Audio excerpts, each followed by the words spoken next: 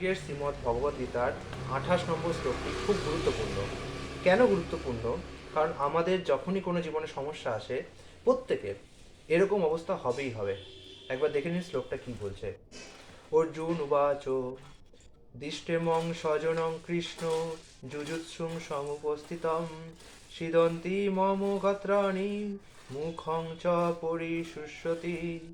অর্জুন বললেন, হে প্রিয়বর কৃষ্ণ, আমার সমস্ত বন্ধু বান্ধব ও আত্মীয় স্বজনদের এমনভাবে যুদ্ধাভিলাষী হয়ে আমার সামনে অবস্থান করতে দেখে আমার অঙ্গ প্রত্যঙ্গ অবশ হচ্ছে এবং মুখ শুষ্ক হয়ে উঠছে।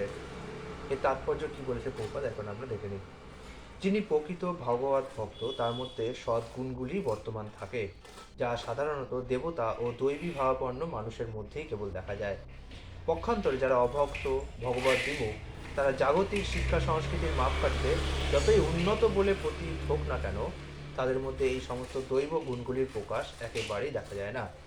সেই কারণেই যে সমস্ত হীন ও মনোভাবাপন্ন আত্মীয় স্বজন ও বন্ধু বান্ধবেরা অর্জুনকে সব রকম দুঃখ কষ্টের মধ্যে ঠেলে দিতে কুণ্ঠাবোধ করেননি, যারা তাকে তার ন্যায্য অধিকার থেকে বঞ্চিত করবার জন্য এই যুদ্ধের আয়োজন করেছিল, এই যুদ্ধক্ষেত্রে তাদেরই দেখে অর্জুনের অন্তরাত্মা কেঁদে উঠেছিল। তার সপক্ষের সৈন্যদের প্রতি অর্জুনের সহানুভূতি ছিল অত্যন্ত গভীর, কিন্তু যুদ্ধের পুরো মুহূর্তে এমনকি শত্রুপক্ষদের সৈন্যদের দেখেও এবং আসন্ন মৃত্যুর কথা ভেবে অর্জুন শোকাতুর হয়ে পড়েছিল। সেই গভীর শোকে তার শরীর কাঁপছিল, মুখ শুকিয়ে গিয়েছিল। কুরুপক্ষের এই যুদ্ধ লালসা তাকে আশ্চর্যান্বিত করেছিল। বাস্তবিক পক্ষে সমস্ত শ্রেণীর লোকেরা এবং অর্জুনের রক্তের সঙ্গে সম্পর্কিত সমস্ত আত্মীয় স্বজনেরা তার সঙ্গে যুদ্ধ করতে এসেছিল। যদিও এখানে এই কথার উল্লেখ করা হয়নি, তবুও আমাদের অনুমান করতে অসুবিধা হয় না যে অর্জুনের শরীর কেবল শুষ্ক ও কম্পিতই হয়নি, সেই সঙ্গে অনুকম্পা ও সহানুভূতিতে তার চোখ দিয়ে অঝোর ধারায় জলও পড়ছিল। তাদের এই নিষ্ঠুর মনোভাব অর্জুনের মতো দয়ালু ভগবত ভক্তকেও অভিভূত করেছিল। অর্জুনের এই ধরনের আচরণ তার দুর্বলতার প্রকাশ নয়, এ হচ্ছে তার হৃদয়ের কোমলতার প্রকাশ। ভগবানের ভক্ত, করুণার সিন্ধু, অপরের দুঃখে তার অন্তর কাঁদে। তাই শুদ্ধ ভগবত ভক্ত অর্জুন বীর শ্রেষ্ঠ হলেও তার অন্তরের কোমলতার পরিচয় আমরা এখানে পাই।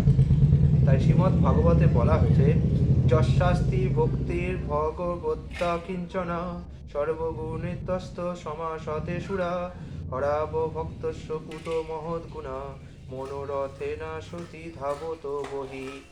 ভগবানের প্রতি যার অবিচলিত ভক্তি আছে, তিনি দেবতাদের সব কয়টি মহৎ গুণের দ্বারা ভূষিত।